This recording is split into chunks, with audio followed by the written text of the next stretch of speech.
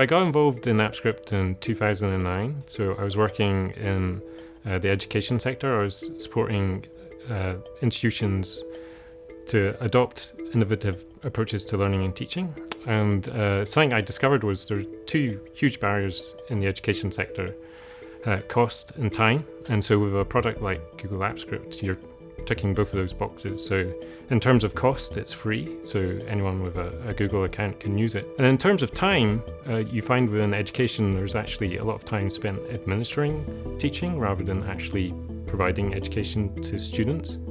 With AppScript, there was a product there that was very easy for people to start using to start automating tasks in terms of creating rosters, delivering quizzes, sending out assignments. And so with AppScript, there was a huge opportunity there to actually, for educators to spend less time administering education and actually starting to teach their students.